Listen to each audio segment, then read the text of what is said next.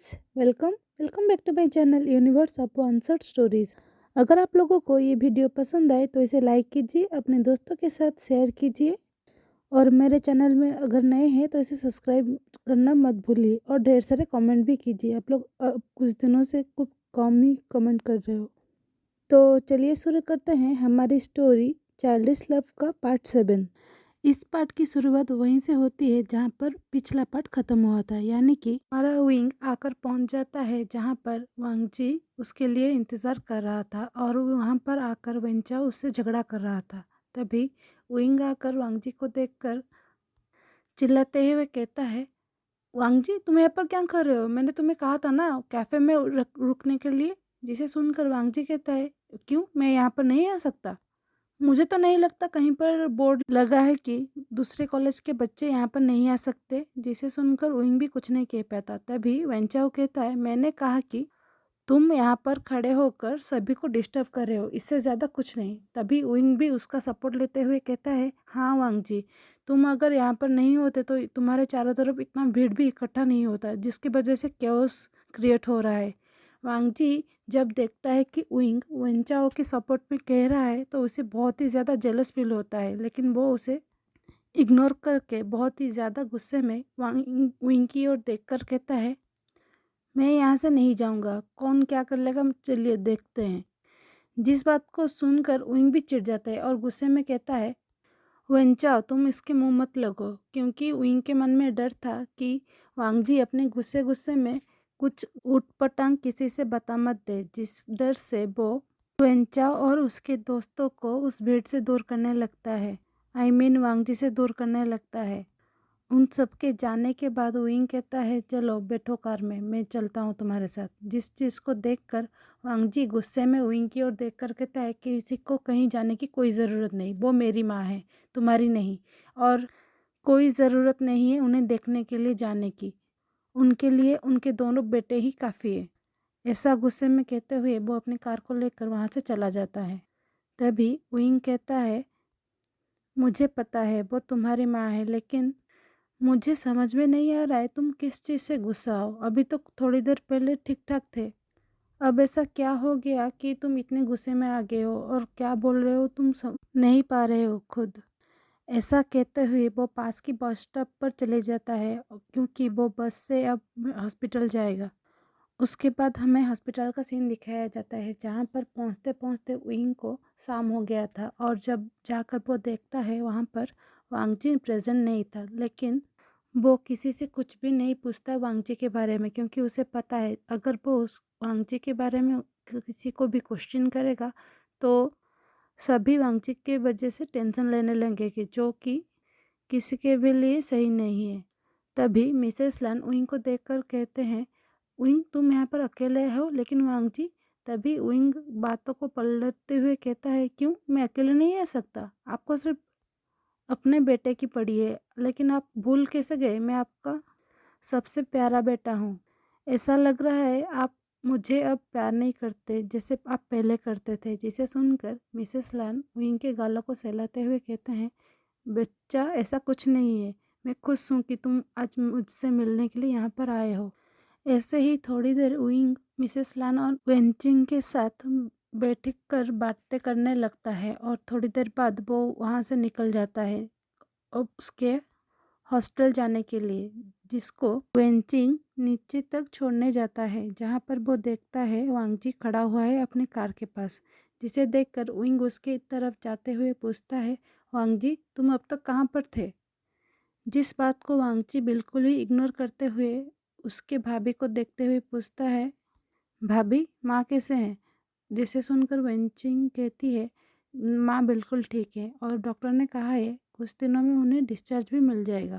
जिसे सुनकर वांगजी भी खुश हो जाता है और कहता है, तो ठीक है, मैं जाकर माँ से मिलकर आता हूँ। तभी वेंचिंग कहती है, तुम्हें अभी माँ को मिलने नहीं जाना चाहिए, क्योंकि माँ अब मेडिसिन खाकर सो रहे हैं। और तुम एक काम करो, तुम विंग को लेकर उसके हॉस्टल में छोड़कर आ जाओ। जिसे देखकर वांगजी गुस्से में विंग की ओर देखकर कहता है, मुझे किसी को छोड़ने के लिए नहीं जाना है, आप उसी से ही बोल दो वो अपने कोई चाहने वाले को ही बुला ले जो उसे लेकर हॉस्टल चला जाएगा। इन दोनों के ऐसे टसनबाजी और बातें को देखकर वेंचिंग को पता चल जाता है कि इन दोनों के बीच कुछ मिसअंडरस्टैंडिंग हुआ है, जिसके लिए वो कुछ नहीं कहता और मिसेस लान की बहाने मारकर वहाँ से चला जाता है। तभी हमें उइंग को दिखाया जाता है, जो वांगजी की ओर देखकर कहता है, तो ठीक है, मैं चलता हूँ, तुम अपना ख्याल रखना। जिसे सुनकर वांगजी कहता है, तुम्हें मुझसे दूर जाने की कुछ ज़्यादा ही जल्दी है, तुम थोड़ी देर यहाँ पर रुक भी नहीं सकते। जिसे सुनकर उइंग गुस्से में उसकी तरफ घूरते हुए कहता है, मुझे जल्दी नहीं है, मैं बस तुम्हारे गुस्से को अवॉइड करना चाहता हूँ, क्योंकि मुझे पता है अगर तुम इस गुस्से में मुझसे बातें करते रहोगे थोड़ी देर और, हम दोनों का झगड़ा एक वॉर में कन्वर्ट हो जाएगा, जिसकी वजह से कुछ बुरा भी हो सकता है। जिस चीज़ को सुनकर वांगजी हंसते हुए कहता है, बहाने बनाना बंद करो, तुम मुझसे अपना पीछा छोड़ाकर वो उनचाओ के पास जाना चाहते हो, ये सीधा सीधा क्यों नहीं बोल रहे हो। जिस चीज़ को सुनकर उइंग गुस्से में वांगजी की ओर घूरते हुए कहता है, वांगजी, अगर तुम्हें मुझसे बात नहीं करना है तो बात मत करो, कोई तुम्हें फोर्स नहीं कर रहा है, लेकिन तुम मेरे ऊपर ऐसे अनफ सनफ एलिगेशंस वगैरह मत डालो। मैंने आज तक तुम्हें किसी चीज़ के लिए तुम्हें कुछ कहा है, लेकिन तुम मुझे सिर्फ थोड़ा सा रेस्पेक्ट भी नहीं कर सकते। और रही बात वेंचाओ की, वेंचाओ मेरा क्लासमेट है और वो कभी भी किसी भी गलत चीज़ के ऊपर अपना आवाज़ नहीं उठाता है, तो इसमें गलती किसका है। जितना मुझे लग रहा है तुम अपने गुस्से के चलते कुछ तो किया होगा, जिसके वजह से वेंचाओ और तुम्हारा आज दोपहर को झगड़ा हो रहा था। अभी भी उइंग के मुंह से वेंचाओ का तारीफ सुनकर वांगजी का दिमाग और भी फिर जाता है और वो गुस्से में कहता है, अगर तुम्हें वो इतना ही पसंद है तो उसके पास ही चले जाओ, मुझसे प्यार करते हो ये बहाना तो मत मारो। जिसे सुनकर उइंग और भी गुस्से में वांगजी को घूरते हुए कहता है, मैंने तो कभी क्वेश्चन नहीं किया जब तुम और मियाँ मियाँ एक साथ घूम रहे थे, और मैंने तो तुम दोनों को बहुत ही कोजी होते हुए भी देखा है। जिस चीज़ को सुनकर वांगजी चिढ़ते हुए कहता है, मैंने कहा ना मेरा और मियाँ मियाँ के बीच कुछ नहीं चल रहा है।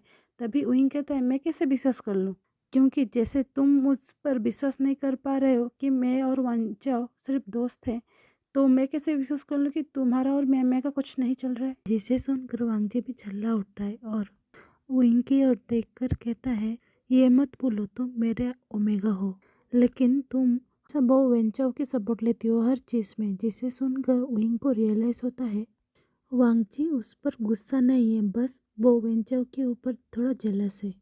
जिसे समझकर विंग अपने मन ही मन थोड़ा मुस्कुराने लगता है और वांगजी को हंसते हुए कहता है, वांगजी, अगर तुम अभी से सिर्फ एक अल्फा से इतना ज़्यादा जेलस फील कर सकते हो तो बाद में मेरे हम लोगों का क्या होगा, क्योंकि बाद में जब जॉब वगैरह करूँगा तो मैं बहुत सारे अल्फाओं से तो मिलूँगा। अगर तुम अभी से इसका जेलस हो रहे हो तो तब क्या करोगे, तब तो मेरे चारों तरफ कुछ ज़्यादा ही अल्फाज होंगे। विंग के ऐसे बातों को सुनकर वांगजी गुस्से में कहता है, मैं किसी से भी जेलस वगैरह नहीं। रही बात वेंचाओ की, वेंचाओ और मेरा कोई भी कंपैरिजन नहीं है। जिसे सुनकर विंग मुस्कुराते हुए कहता है, ऐसा तुम्हें किसने। जिसे सुनकर वांगजी विंग कुछ कहने से पहले उसे अपने तरफ खींचकर गले से लगा देता है और उसके कानों में धीरे से अपने सांस छोड़ते हुए कहता है, विंग, तुम बोल रहे हो मैंने तुम्हें कहा था दूसरे अल्फाओं से दूर रहने के लिए, लेकिन तुम मेरे बातों को कुछ ज़्यादा ही कैजुअली ले रहे हो, तो तुम्हें पनिशमेंट ज़रूर मिलेगा। जिसे सुनकर विंग के बॉडी में एक सिहरन सा फैल जाता है, तो वो थोड़ा शर्मा भी जाता है, जिसके वजह से उसका गाल और कान वगैरह पूरा रेड हो जाता है और वो शर्माते हुए वांगजी को धक्का देकर जाकर भागकर वांगजी की गाड़ी के पैसेंजर सीट में बैठ जाता है। के बाद हमें गाड़ी का सीन दिखाया जाता है, जहाँ पर वो दोनों ही एक दूसरे के केस को अवॉइड कर रहे थे, क्योंकि उन्हें सिर्फ उन दोनों का हक करना याद आ रहा था। तभी हमें दिखाया जाता है वांगजी थोड़ी दूर जाकर सड़क पर गाड़ी को एक साइड पर रोक देता है और विंग की तरफ झुकने लगता है, जिसे देखकर विंग भी डर जाता है और अब डर से आंखें को बंद कर देता है।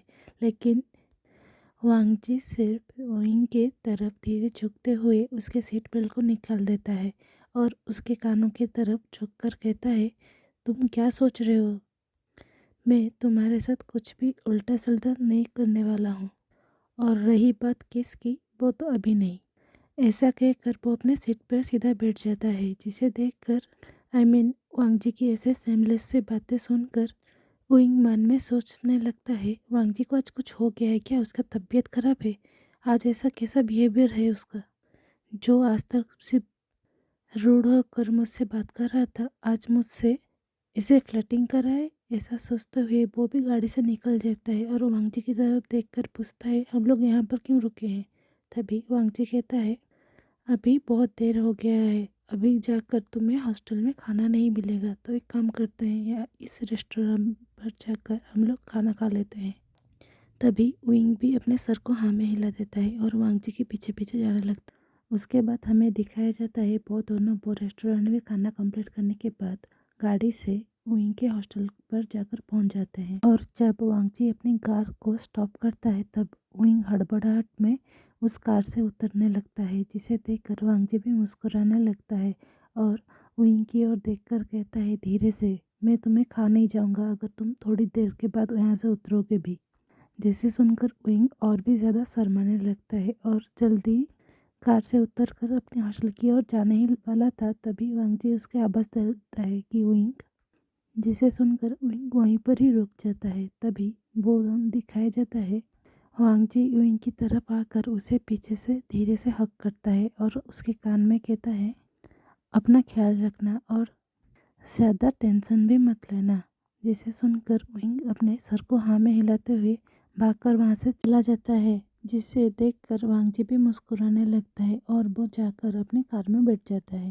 उसके बाद हमें दिखाया जाता है वांग जी अपने कार को लेकर वहाँ से निकल जाता है, लेकिन तभी विंग अपने हॉस्टल के रूम के अंदर ना जाकर अपने हॉस्टल के बने गए गार्डन पर घूमने लगता है, क्योंकि जो सेंसेशन वो महसूस कर रहा था वो अपने अंदर अगर वो लेकर वो अपने रूम पर जाता है तो वो अपने इमोशन को छुपा नहीं पाएगा अपने रूममेट के सामने, जिसके वजह से वो अपने आप को गार्डन में घूमकर ठंडे हवा पर बैठकर रिलैक्स करने लगता है। तभी विंग के पीछे से उसके सारे रूममेट आकर उसे पीछे से हक कर लेते हैं, जिस चीज़ से विंग चौंक कर वांग जी का नाम लेता है।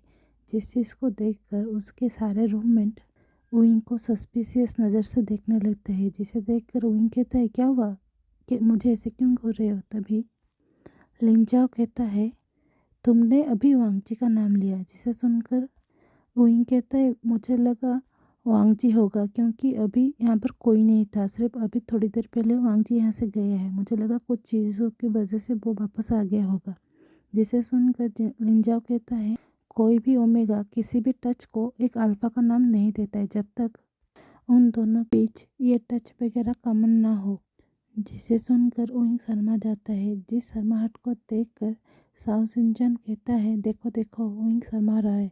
तभी वेन्नी विंग से छेड़ते हुए कहता है, तो ये सच है, लानवांग जी ने तुम्हें अभी हक किया है, जिसका सेंसेशन अभी भी तुम्हारी बॉडी से नहीं गया है।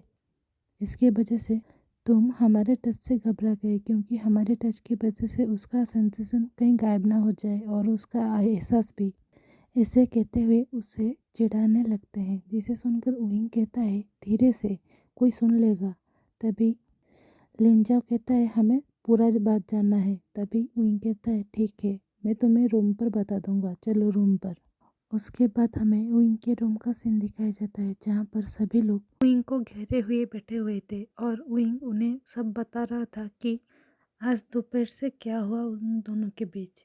सारी बातों को सुनने के बाद लिंजाओ खुशी से उछलते हुए कहता है, मैं तुम्हें गारंटी देता हूँ वांग जी तुम्हें पसंद करता है। इसे सुनकर विंग कहता है, ऐसा बिल्कुल भी नहीं हो सकता, वो मुझसे कैसे प्यार कर सकता है। तभी लिंजाओ कहता है, देखना, वो जब अपने हॉस्टल में पहुंचेगा वो पहले तुम्हें कॉल करेगा। ऐसा वो कहना कंप्लीट ही किया था, तभी विंग के फ़ोन पर वांग जी का कॉल आने लगता है, जिसे देखकर सभी लोग विंग को एक टीजिंग सी स्माइल देते हैं।